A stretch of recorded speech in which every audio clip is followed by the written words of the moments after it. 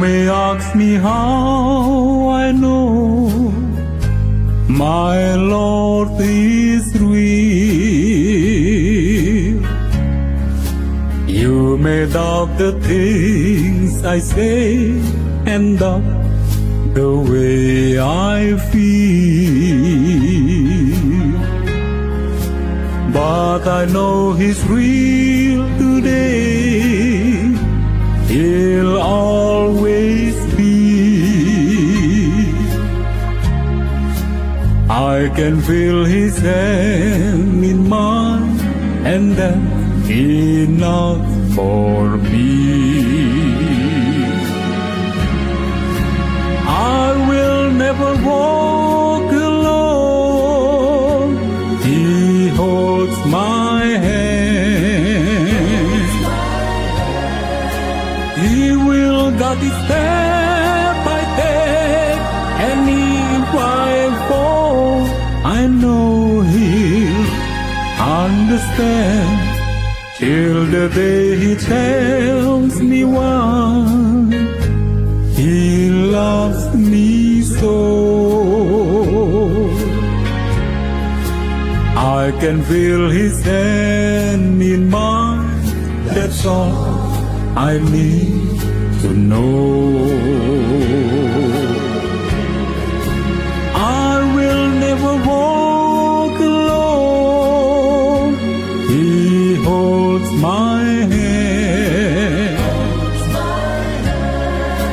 He will guide each step I take, and if I fall, I know He'll understand. Till the day He tells me why He loves me so. I can feel His hand in mine. That's all I need to know. I can feel His hand in mine. That's all I need to know.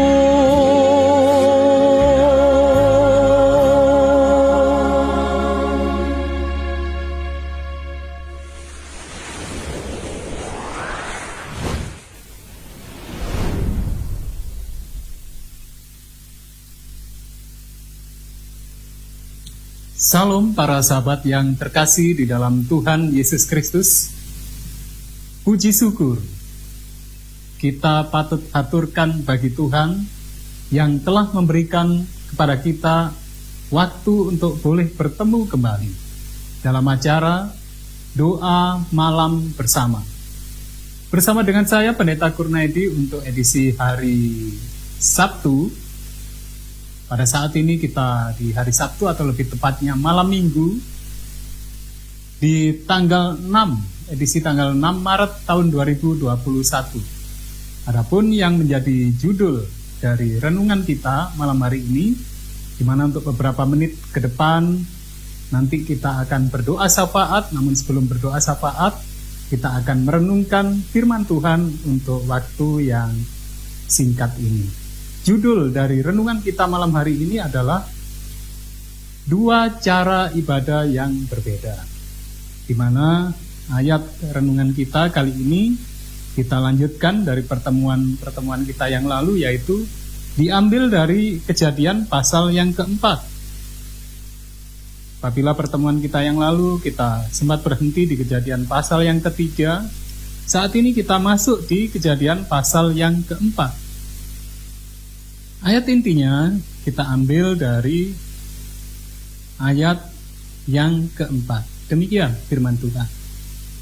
Habel juga mempersembahkan korban persembahan dari anak sulung kambing dombanya, yakni lemak-lemaknya. Maka Tuhan mengindahkan Habel dan korban persembahannya itu.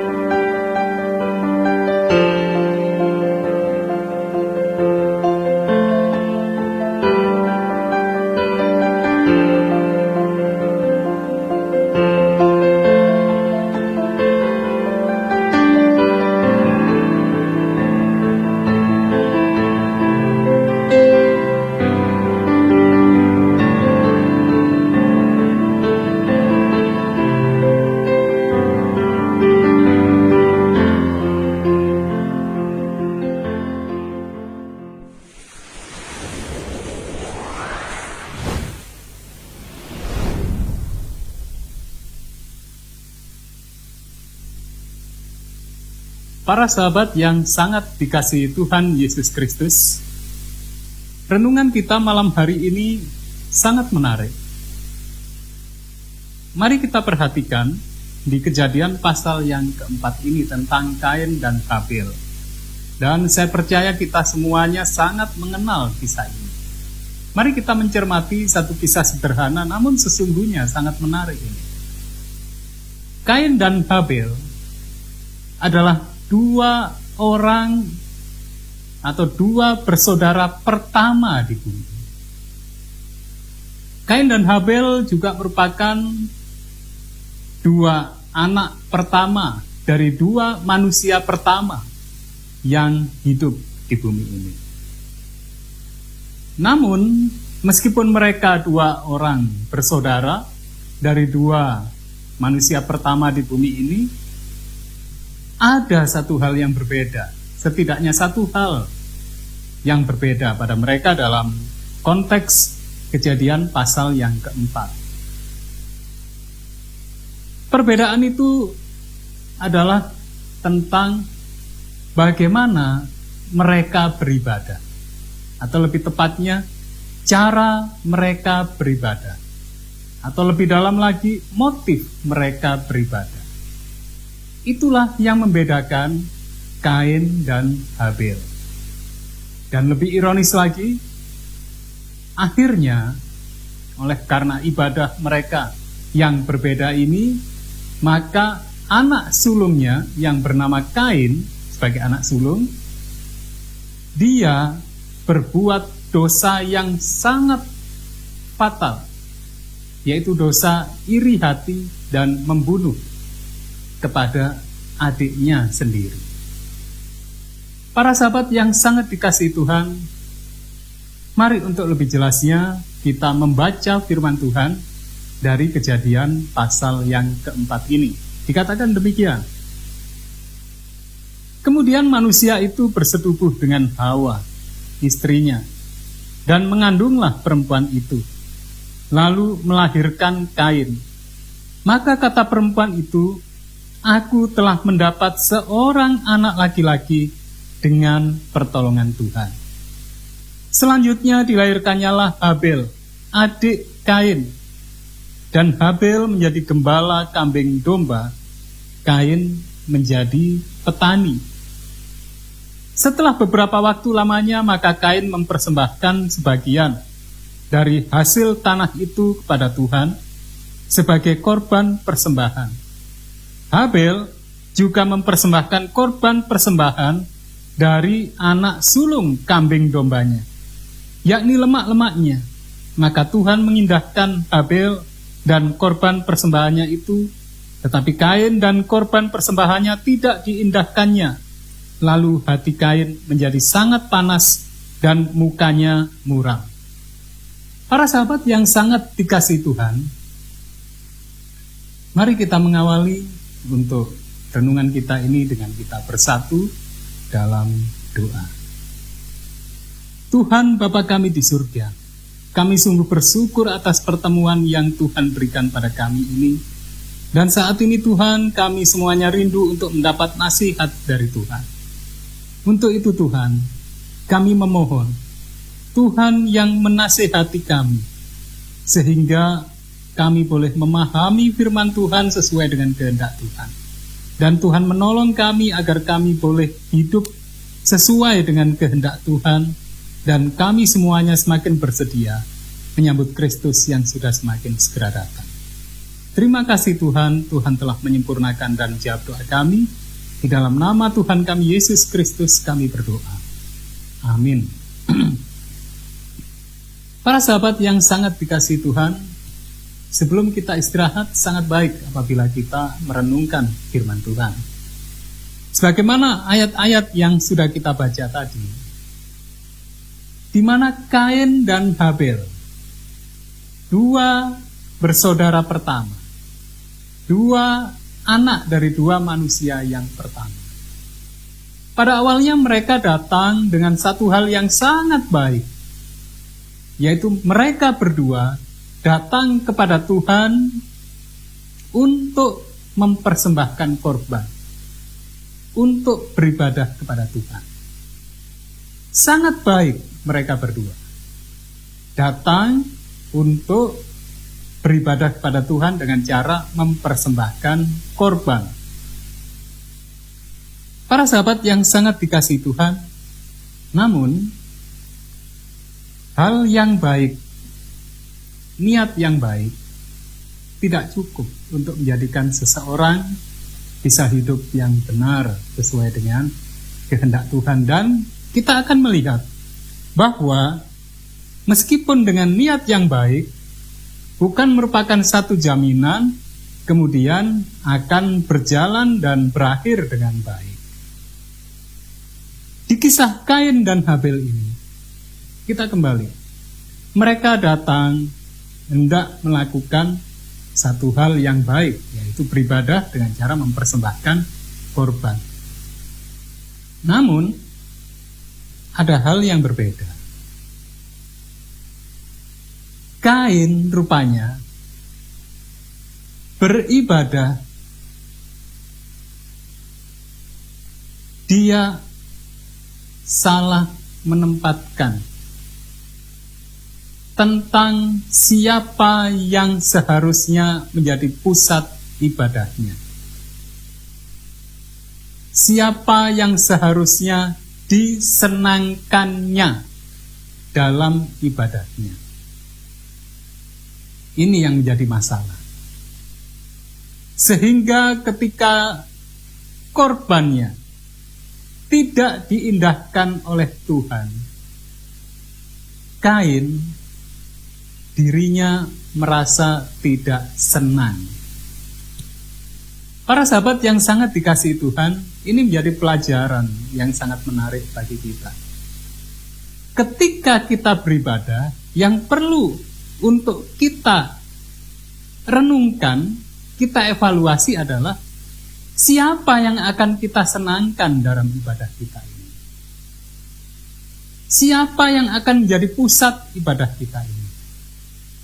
Apakah kita beribadah untuk menyenangkan Tuhan atau yang lain? Atau diri sendiri yang kita senangkan? Jika ibadah kita untuk menyenangkan Tuhan, tentunya meskipun dalam hal ini Kain, Tuhan tidak mengindahkan persembahannya itu, tidak menjadi masalah bagi dia. Karena niatnya adalah untuk menyenangkan Tuhan. Seandainya Tuhan tidak mengindahkannya, maka Kain akan justru termotivasi untuk melakukan yang lebih baik. Karena niatnya adalah untuk menyenangkan Tuhan. Namun yang terjadi dalam kisah ini, setelah ibadahnya, persembahannya tidak diindahkan Tuhan, maka dia menjadi tidak senang. Nah, di sini kita bisa melihat siapa yang sesungguhnya disenangkan dalam ibadah Kain. Apakah dia akan menyenangkan Tuhan atau menyenangkan diri sendiri? Kalau persembahannya diterima, dia akan senang. Ini rupanya yang menjadi pusat masalah pada Kain. Hal ini berbeda dengan Habel. Para sahabat yang sangat dikasihi Tuhan, hari ini tadi kita beribadah. Dan bisa dikatakan setiap hari ini sesungguhnya adalah ibadah kita. Saat kita bekerja, saat kita tidur, saat kita dimanapun, kita sesungguhnya hidup kita, biarlah itu menjadi ibadah kita. Siapa yang kita senangkan? Apakah diri kita sendiri atau Tuhan? Para sahabat yang sangat dikasihi Tuhan, hal yang menarik selanjutnya, masalah pembunuhan dari Kain terhadap Habel justru dilakukan setelah mereka beribadah. Ini sangat menarik. Sebelum mereka beribadah, sebelum mereka berdua mempersembahkan korban kepada Tuhan, semuanya baik-baik saja. Semuanya fine, tidak ada perselisihan. Tetapi justru ketika mereka setelah beribadah, masalah ini terjadi. Nah, ini. Bukankah seharusnya kalau seorang ini datang kepada Tuhan, dia beribadah kepada Tuhan, maka hatinya justru menjadi lega, menjadi senang, menjadi tenang, menjadi berbahagia. Tetapi hal ini rupanya tidak demikian. Justru setelah beribadah, maka terjadi permasalahan. Ini kembali kepada pusat ibadah. Siapa yang akan kita senangkan? Para sahabat yang sangat dikasihi Tuhan, tentu ini akan menjadi satu evaluasi pada kita. Sehingga apabila pusat ibadah kita Tuhan, maka tidak menjadi soal apakah di gereja itu khotbahnya sesuai dengan apa yang kita harapkan, atau mungkin tidak sesuai, atau bahkan mungkin khotbahnya menegur kita. Ini terkadang kalau kita lupa bahwa ibadah kita ini adalah untuk menyenangkan Tuhan, apabila ada sesuatu yang tidak menyenangkan kita, maka kita akan bereaksi negatif. Mungkin kalau khotbahnya menegur kita, maka kita akan marah atau tersinggung pada si pengkhotbah. Atau mungkin ada sesuatu di gereja, entah sikap dari teman-teman segereja atau sikap pendeta atau siapapun yang menyinggung perasaan kita. Disitulah saatnya kita untuk harus ingat, saya datang ke gereja untuk menyenangkan siapa? Kalau untuk menyenangkan Tuhan, maka tidak menjadi soal apakah ada orang yang menyinggung kita dan sebagainya. Atau mungkin sebaliknya, ketika kita sudah melayani Tuhan dengan lagu pujian, lalu ternyata kita rasa lagu pujian kita bagus, lalu kita bukannya mendapat pujian tapi cibiran, atau mungkin kita yang mencibirkan lagu pujian karena kita anggap tidak bagus. Kembali, kita harus ingat, ibadah kita untuk menyenangkan siapa? Siapa yang menjadi pusat ibadah kita? Para sahabat yang sangat dikasihi Tuhan, disinilah pusat ibadah, motif ibadah akan berdampak kepada sikap atau tindakan yang selanjutnya. Seorang yang memiliki motif ibadah yang benar, yaitu terpusat hanya untuk menyenangkan Tuhan, untuk memuliakan Tuhan, maka sikap selanjutnya setelah beribadah akan benar. Nah, inilah yang tidak terjadi pada Kain. Sehingga setelah dalam ibadahnya itu, dia merasa tidak disenangkan. Lalu di ayat yang kelima tadi dikatakan, bahwa lalu hati Kain menjadi sangat panas, dan mukanya muram, dikarenakan persembahannya tidak diindahkan. Lalu di ayat yang ke-6 Tuhan berfirman, firman Tuhan pada Kain, mengapa hatimu panas dan mukamu muram? Ayat yang ke-7, apakah mukamu tidak akan berseri jika engkau berbuat baik? Di sini ini pertanyaan. Juga bisa jadi ini pada kita. Ketika kita beribadah pada hari Sabat, atau dalam sikap hidup kita, saya mau kehidupan saya adalah saya abdikan semuanya untuk ibadah ke Tuhan. Namun kemudian ada hal yang tidak menyenangkan. Mungkin itu pertanyaan bagi kita. Bukankah kalau kita ini melakukan hal yang baik, yaitu beribadah, maka kita tidak akan muram dan hati kita tidak akan panas. Justru kita akan merasa damai, merasa lega apapun yang terjadi. Tetapi Kain dikatakan di sini, mengapa hatimu panas dan mukamu muram? Apakah mukamu tidak akan berseri jika engkau berbuat baik, berbuat benar, engkau sudah beribadah? Tetapi jika engkau tidak berbuat baik, dosa sudah mengintip di depan pintu. Ia sangat menggoda engkau, tetapi engkau harus berkuasa atasnya. Para sahabat yang sangat dikasihi Tuhan, jadi satu perenungan bagi kita. Apakah kehidupan kita sehari-hari kita abdikan untuk Tuhan? Itu pertanyaan yang pertama. Dan setelah kita memutuskan suatu yang baik, suatu yang benar, pertanyaan yang selanjutnya, siapakah yang akan kita senangkan dalam kehidupan kita sehari-hari, juga dalam ibadah kita di gereja atau dimanapun? Jika yang kita senangkan Tuhan, maka tentunya sikap selanjutnya dari kita. Ini menjadi pertanyaan yang ketiga. Setelah saya beribadah, sikap apa setelah saya menjalani ibadah saya? Apakah sikap saya menjadi sikap yang baik atau justru sebaliknya? Biarlah ini menjadi perenungan bagi kita semua, dan kita mohon, kita meminta pertolongan Roh Kudus, sehingga kita selalu berjalan sesuai dengan kehendak Tuhan. Ibadah kita di gereja atau dimanapun, bahkan kehidupan kita sehari-hari, akan merasakan sukacita dan damai sejahtera, dikarenakan yang menjadi pusat dalam ibadah kita, dalam kehidupan kita adalah Tuhan. Dan kehidupan kita, ibadah kita selalu untuk menyenangkan, untuk memuji, untuk memuliakan hanya Tuhan yang patut dipuji dan dimuliakan dan disenangi. Mari kita berdoa syafaat untuk malam hari ini. Kita tunduk kepala, kita bersatu dalam doa. Tuhan Bapa kami di surga, kami bersyukur Tuhan atas segala berkat yang Tuhan limpahkan bagi kami hingga saat ini, sehingga kami boleh belajar firman Tuhan, dan kiranya nasihat Tuhan bagi kami boleh semakin menyadarkan kami agar kami dalam kehidupan kami untuk selalu mengutamakan Tuhan, untuk selalu berorientasi memuji, memuliakan Tuhan dan menyenangkan Tuhan, gantinya menyenangkan diri kami sendiri.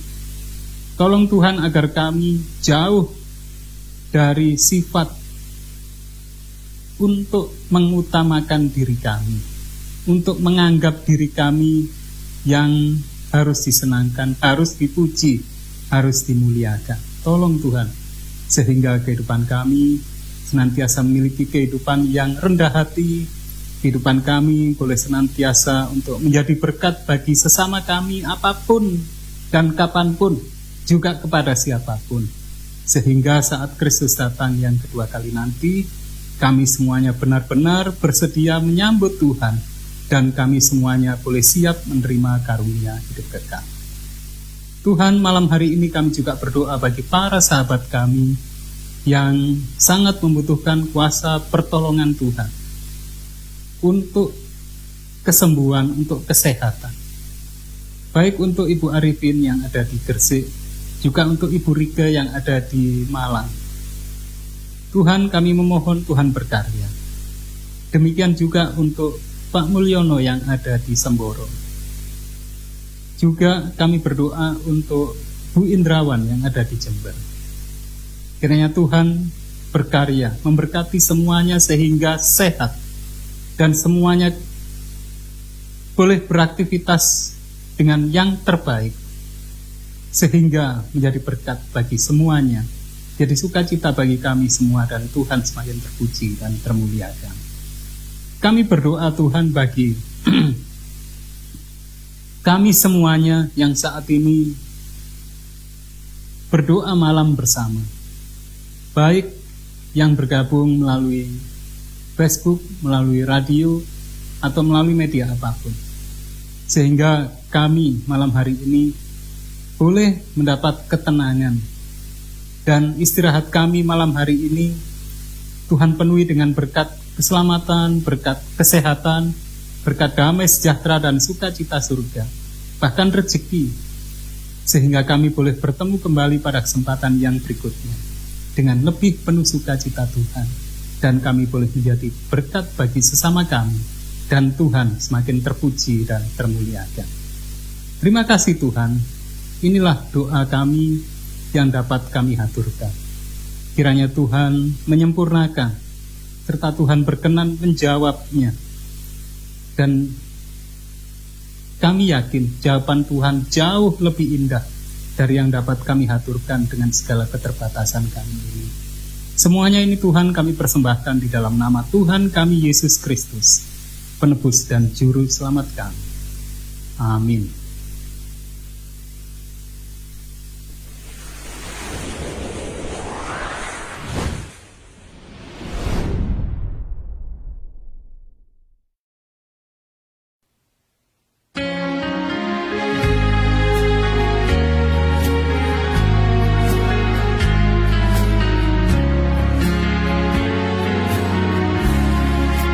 You may ask me how I know my Lord is real.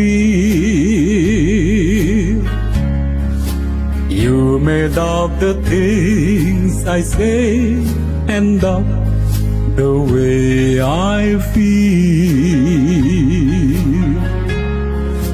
But I know He's real today. He'll always be. I can feel His hand in mine, and that's enough for me. I will never walk alone. He holds my hand. He will guide me step by step, and if I fall, I know He'll understand. Till the day He tells me why He loves me so. I can feel His hand in mine. That's all I need to know.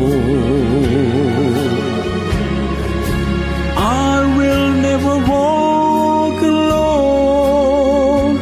He holds my hand. He will guide me step by step, and if I fall, I know He'll understand. Till the day He tells me why He loves me so. I can feel His hand in mine. That's all I need to know. I can feel His hand in mine. That's all I need